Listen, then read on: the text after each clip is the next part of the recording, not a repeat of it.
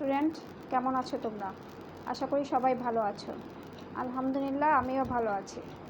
গত ক্লাসে আমি তোমাদেরকে ইংলিশ ফর টুডে পড়িয়েছিলাম। আজকে আমি তোমাদের ইংলিশ গ্রামার পড়াবো। আজকে তৃতীয় শ্রেণী ইংলিশ গ্রামার পড়াচ্ছি। তো আজকে গ্রামার সম্পর্কে তোমাদের নিশ্চয়ই ধারণা আছে। গ্রামার কি? গ্রামার হচ্ছে ব্যাকরণ, আর ইংলিশ গ্রামার হচ্ছে ইংরেজি ব্যাকরণ। তো আমরা প্রথমেই গ্রামার আজকে যেটা শিখবো সেটা হচ্ছে ওয়ার্ড এবং সিলেবল। এগুলি শেখার আগে আমাদের অবশ্যই জানতে হবে গ্রামারটা কী। তো গ্রামার কী?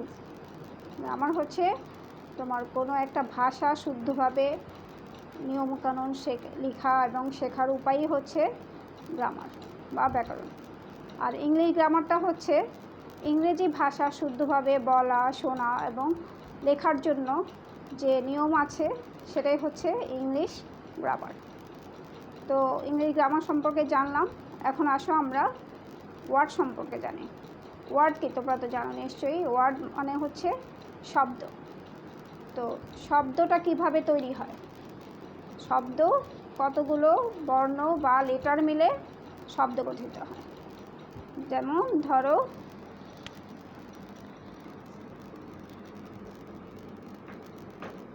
BOY কি হলো? বয়। বয় মানে কি আমরা সবাই জানি। বয় অর্থ বালক। তাহলে আমাদের বয় লিখতে কি কি লাগলো? BO এবং Y কয়টা লাগলো? তিনটা। একটা, দুইটা, তিনটা লেটার। আমরা তো সবাই লেটার চিনি নিশ্চয়ই। ABCD এগুলো সবগুলোকে লেটার বা বর্ণ বলে, এবং সমগ্র লেটারগুলোকে একসাথে কি বলা হয়? বর্ণমালা বা লেটার্স। তো আমরা তো জানলাম যে ওয়ার্ড কি হয়, কিভাবে হয়। কতগুলো লেটার একত্রে মিলে যখন একটা অর্থ প্রকাশ করে তখনই আমরা তাকে ওয়ার্ড বলবো। ঠিক আছে? এখন আমরা সিলেবল শিখব। সিলেবল কি? সিলেবল অর্থ হচ্ছে শব্দাংশ, শব্দের অংশ। দেখো, এটা হচ্ছে ওয়ার্ড অর্থ হচ্ছে শব্দ, আর সিলেবল অর্থ হচ্ছে শব্দাংশ, শব্দের অংশ। তো আমরা প্রত্যেকটা ওয়ার্ড, কোনো ওয়ার্ড আমরা একবার উচ্চারণ করি, কোনো বা একটা ওয়ার্ড দুইবার উচ্চারিত হয়, কোনোটা তিনবার বা চারবার, এরকম। তো উচ্চারণের ধরন অনুসারে সিলেবলগুলোতে আমরা চারটা ভাগে ভাগ করতে পারি। যেমন নম্বর 1 হচ্ছে মনোসিলেবল, MONO, মনোসিলেবল।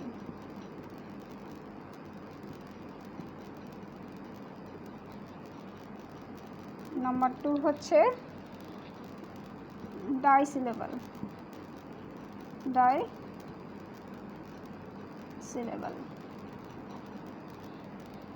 3 নম্বর হচ্ছে ট্রাইসিলেবল, ট্রাইসিলেবল। 4 নম্বর হচ্ছে পলিসিলেবল, পলিসিলেবল।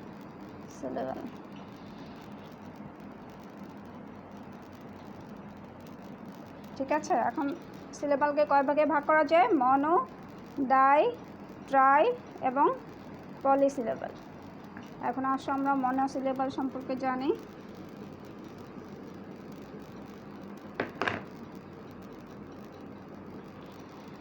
যে ওয়ার্ড একবার উচ্চারণ করা হয়, একবারে উচ্চারিত হয়, সেটা হচ্ছে মনোসিলেবল। যেমন ধরো বুক, তারপর হচ্ছে গার্ল, তারপর হচ্ছে অন। এগুলো কি হয়? বুক মানে কি? বই। গার্ল বালিকা,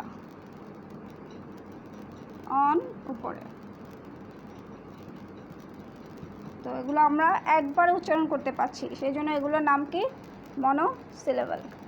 এবার আসো ডাইসিলেবল। ডাইসিলেবল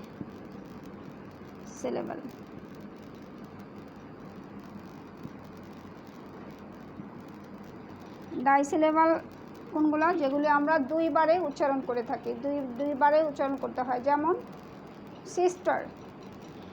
সিস্টার উচ্চারণ করতে কি বলে? SIS, sis, TER। কি হলো? সিস্টার। একবার সিস, তারপর হলো কি? টার। তাহলে কি হলো? সিস্টার। অর্থ কি? বোন।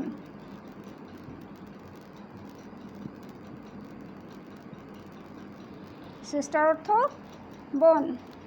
Father, FATHER। তাহলে কি হলো? ফাদার। তাহলে কি হলো? প্রথমে FA, পা, THER, কি হলো? ফাদার। এই দুটা মিলে একসাথে কি হলো? ফাদার। এরপরে কি? দেখো আমি যেটা দিয়ে মুছছি, এটা কি? ডাস্টার।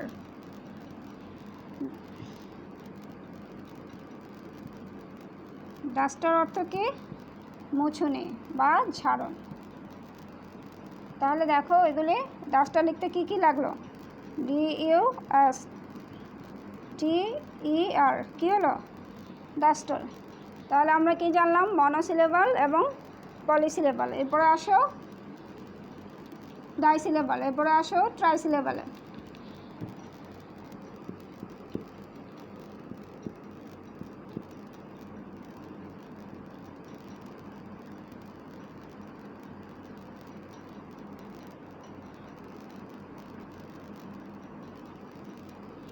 ট্রাইসিলেবল হচ্ছে তিনবার উচ্চারণ করা হয়, যেবার তিনবার ভেঙে ভেঙে উচ্চারণ করা হয়, সেটা হচ্ছে ট্রাইসিলেবল। যেমন ধরো ট্রাইসিলেবল মেডিসিন,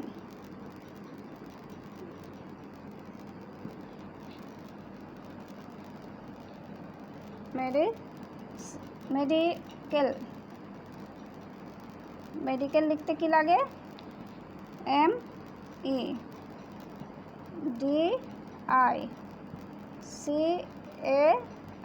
তাহলে কি হলো? মেডিকেল। মেডিকেল অর্থ কি? চিকিৎসালয় বা ডাক্তারখানা। তো এটা লিখতে আমরা কয়বার লিখলাম? দেখো 1 2 3, এই তিনটা মিলে কি হলো? ট্রাইসিলেবল। তারপরে কি হয়?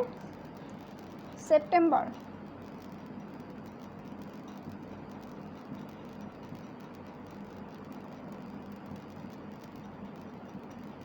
কয়টা লাগলো? ACP, SEPTEM, September, BER। তাহলে কয়টা লাগলো? তিনটা।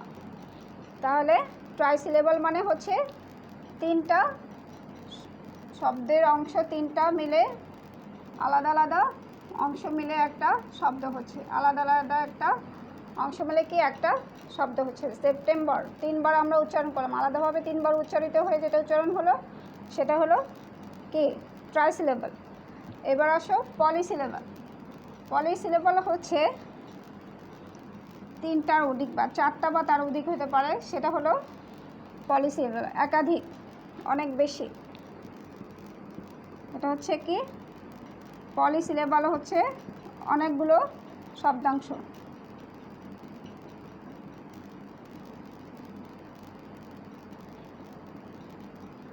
তাহলে এটা চারটা বা পাঁচটা এরকম অংশ মিলে যেটা হয় সেটা হলো কি?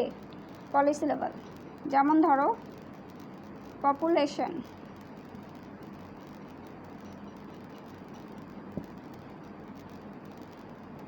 এক্সামিনেশন,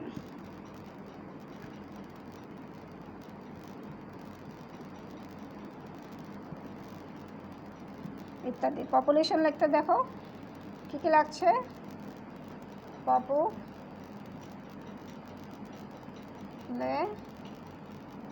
TION, এই চারটা, একটা দুইটা তিনটা চারটা। এক্সামিনেশন, EXA, এক্সাম,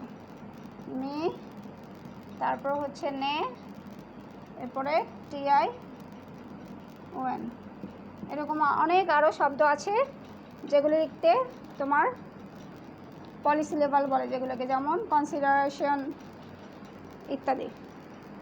তো আমরা সবাই আজকে জানলাম যে সিলেবাল কি।